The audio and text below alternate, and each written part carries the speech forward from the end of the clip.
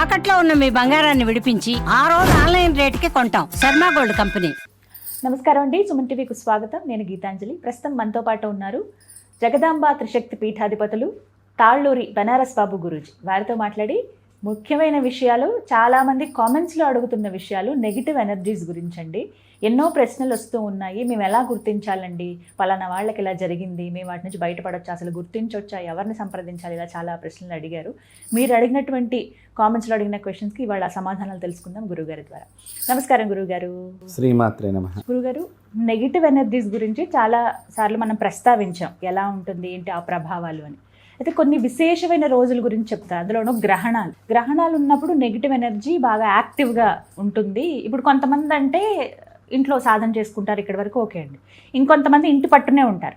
కొంతమందికి తప్పక బయటికి వెళ్లాల్సి వస్తుంది. మరి వారు ఈ నెగిటివ్ ఎనర్జీల బారిన పడకుండా తీసుకోవాల్సిన జాగ్రత్తలు ఏంటి, ఎలా ఉండాలి, ఒకవేళ బారిన పడితే గుర్తించగలమా, ఎలా వాటి నుంచి బయటపడగలం? యాదేవి సర్వభూతేషు శక్తిరూపేణ సంస్థిత నమస్తస్యై నమస్తస్యై నమస్తస్యై నమో నమః. యాదేవి సర్వభూతేషు బుద్ధిరూపేణ సంస్థిత నమస్తస్యై నమస్తస్యై నమస్తస్యై నమో నమః. మీరు అడిగినటువంటి ప్రశ్న నేటి సమాజంలో చాలామందికి ఇది ముఖ్యమైనటువంటి ప్రశ్న. అంటే గ్రహణం రోజున ఎలాంటి జాగ్రత్తలు పాటించాలి అంటూ మీరు అడిగారు. నెగిటివ్ ఎనర్జీ దానిలో ఎలాగా మనం విధిలేని పరిస్థితుల్లో ప్రయాణం చేస్తున్నప్పుడు ఎలా అనేటువంటి విషయాన్ని కూడా అడిగారు. కానీ ఇది చాలా పెద్ద సబ్జెక్ట్ అమ్మా. అవునండి. అంటే సూక్ష్మంగా అర్థమయ్యేటట్టుగా అందరికీ చెప్పడానికి మనం ప్రయత్నం చేద్దాం. గ్రహణము అంటేనేంటి? గ్రహించుకుంటాము అంటే మన దగ్గర ఉన్నది దాన్ని లాగేసుకుంటుంది అనమాట. మన ఎనర్జీస్ అన్నిటిని కూడా అవతల నెగిటివ్ ఎనర్జీ లాగేసుకునేటువంటి శక్తి ఉండేటువంటి రోజు. సో అందుకని మన మహర్షులు ఏం చేశారు అంటే ఈ రోజుని ఏం చెయ్యాలి, దీన్ని కాపాడుకుంటానికి ఏ విధంగా మనం చేస్తే మన ముందు తరాల వాళ్ళని మనం రక్షించుకున్నటువంటి వాళ్ళం అవుతాము అనేటువంటిది అప్పట్లోనే మహర్షులు చాలా వాళ్ళు శోధన చేశారు. అయితే చాలామందికి తెలియనటువంటి విషయం ఇప్పుడు గ్రహణం, మనం బయటకు వెడితే ఏమవుతుంది, గ్రహణం సమయంలో అన్నం తింటే ఏమవుతుంది, గ్రహణ సమయంలో పడుకోకపోతే ఏమవుతుంది, గర్భిణీ స్త్రీల విషయంలోకి వచ్చేసరికి ఏమిటి అని అనుకునేటువంటి వాళ్ళు చాలామంది ఉన్నారు. మరి ఇదే విషయాన్ని ఇప్పుడు మేమేమో ఒక రకమైనటువంటి చెడు గ్రహాలకు సంబంధించిన వీక్షణాశక్తి ఎక్కువగా ఉంటుంది కాబట్టి ఇది గ్రహణం సమయంలో మనం ఇలా ఉండాలి అని వేదాన్ని, ధర్మాన్ని పాటించేటువంటి పెద్దలు మనకి కొన్ని నిర్ణయాలు చెప్పారు. ఈ జీవితం ఎలా ఉండాలి ఆ సమయంలో అనేదాన్ని. దాన్ని విమర్శించే విమర్శకులు కూడా ఎక్కువ ఉన్నారు. మంచిదే, మంచి విమర్శగా ఉంటే పర్వాలేదు, జ్ఞానం తెలుసుకునే విమర్శగా ఉంటే తప్పులేదు, మేము దాన్ని తప్పు అనుకోం.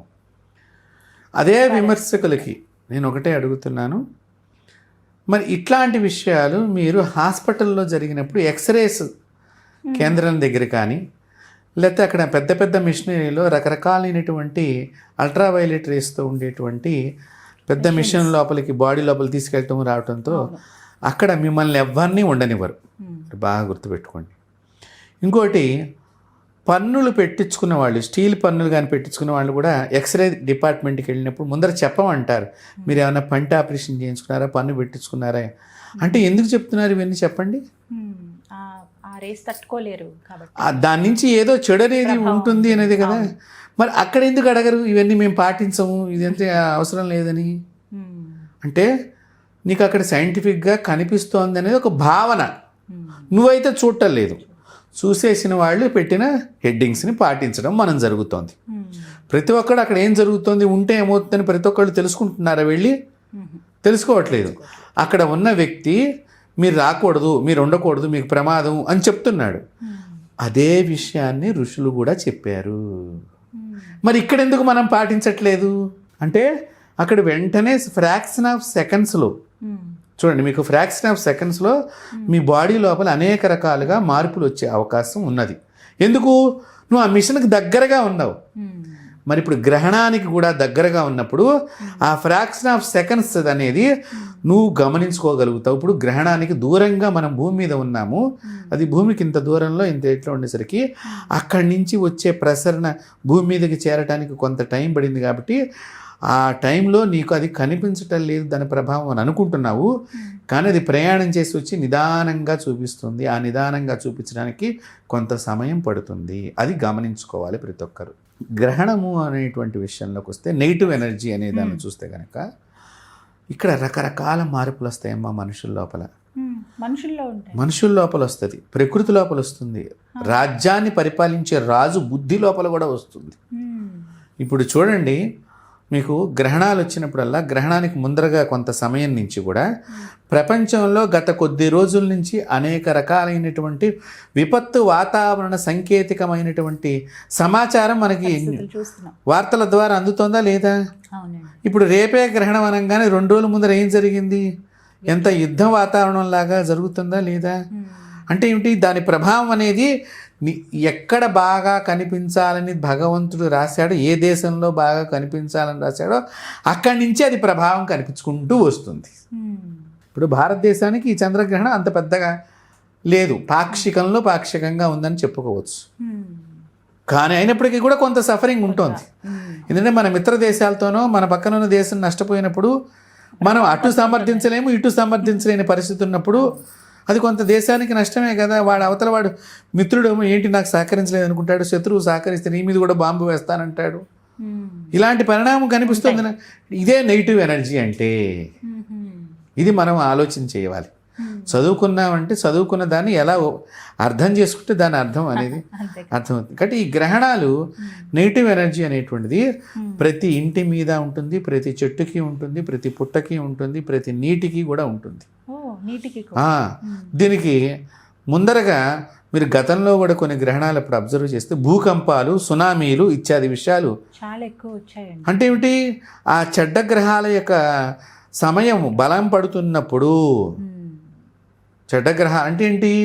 అక్కడ చెడ్డగ్రహాలు అంటే మనం ఏంటి? అవి చెరుపు చేసేటువంటి మనసు కలిగినటువంటి అన్నట్టుగా మనం ఆలోచన చెయ్యాలి.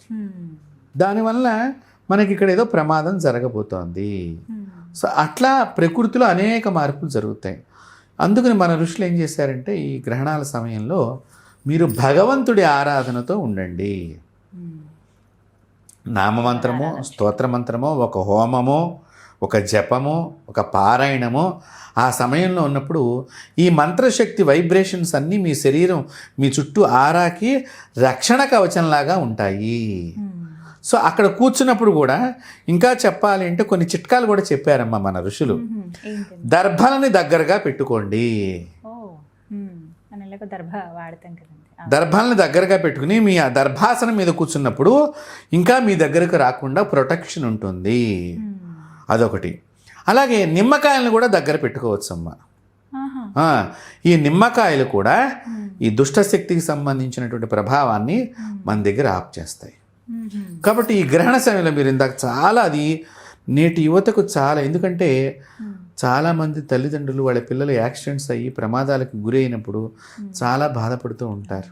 సో అక్కడ నెగిటివ్ ఫోర్స్ అనేది వాళ్ళని బాగా ఆ ప్రమాదం దాకా తీసుకెడుతోంది. నెగిటివ్ పనులు చేయించడానికి నెగిటివ్ ఎనర్జీ వాళ్ళని ఎక్కువగా దరిచేరి వారి చేత అలా ఏటట్టుగా చేస్తుంది. కాబట్టి యువత ఇది తెలుసుకోవాలి. ఇంత విపులంగా మనం అందిస్తున్నాం. అంటే ఇక్కడ ఈ సమయంలో గతిలేని పరిస్థితిలో ప్రయాణం చేయాల్సి వచ్చినప్పుడు ఈ దర్భని, నిమ్మకాయని మీరు పసుపు వస్త్రంలో మూట కట్టుకుని మీ దగ్గర పట్టుకుని ప్రయాణం చేస్తే తర్వాత గ్రహణం అయిపోయిన తర్వాత ఈ మూటని మీ చుట్టూ మీరు దిష్టి తీసేసి ఎవరి తొక్కని చోటన పడేసేయాలమ్మా. అప్పుడు ఈ గ్రహణ శక్తి అంతా అంటే ఏంటి? మన దగ్గర ఏదో ఒకటి భగవంతుడి రక్షణ కవచం పెట్టుకున్నాం కదా, ఇది అడ్డుకుంటూ ఉంటుంది ఆ ఫోర్స్ అంతటినీ కూడా. సో ఇప్పుడు దాని దగ్గర కేంద్రీకృతం అయ్యింది, ఈ మూట దగ్గర కేంద్రీకృతం అయింది ఆ శక్తి అంతా వచ్చి. సో ఇది బయట పడేస్తే కానీ మన దగ్గర నుంచి విడిచినట్టు కాదు. సో గ్రహణం అయ్యేదాకా కూడా ఈ పసుపు వస్త్రంలో కట్టుకున్నటువంటి నిమ్మకాయ కానీ ఈ దర్భను కూడా వేసి దాంతో మనం కట్టుకుని మనం వెళ్ళినప్పుడు ఆ శక్తి మన దగ్గరికి రానివ్వకుండా ఇది ఉంటుంది. ఇది ప్రయాణాల్లో చేయవలసిన ముఖ్యమైనటువంటి విషయం. ఇంక ఇంట్లో ఉన్నప్పుడు గర్భిణీ స్త్రీలు చక్కగా పడుకొని ఒకవైపుకి ఇంకో వైపుకి మళ్ళేటప్పుడు కూడా చాలా జాగ్రత్తగా ఉండేనట్లయితే, అంటే పడుకున్న స్థితికి కొన్ని శక్తులు సరిగ్గా పనిచేయవు. కూర్చున్న దానికి నుంచున్న దానికి ఎక్కువగా పనిచేస్తూ ఉంటాయి. అందుకే పడుకొని ఉండమంటారు. పడుకొని ఉండమంటానికి కారణం అది. అంటే లేపటం అనేదే కదా ఏదైనా శక్తిని. కాబట్టి ఇప్పుడు పడుకున్నప్పుడు లేపాలంటే టైం పడుతుంది. కాబట్టి మనకు ముందరగానే తెలిసింది కదా చెడు శక్తి అనేది. కాబట్టి నువ్వు పడుకునే ఉన్నావు అనుకోండి, మీ జాగ్రత్త ఉంటుంది. ప్లస్ ఈ గర్భసంచి కూడా పడుకున్నప్పుడు ఒక అవస్థని కలిగి ఉంటుంది. అంటే సహజంగా పడుకున్నారు అని అంటే కనుక లోపల శిశువు కూడా ఆ స్థితిని గమనించి తను కూడా నిద్రకు వెళ్ళాలనేటువంటి స్థితికి వచ్చేస్తాడు. అప్పుడు ఆ నెగిటివ్ ఎనర్జీ అంత ఫోర్స్ కాదనమాట. ఇది మనం గమనించుకోవాల్సింది.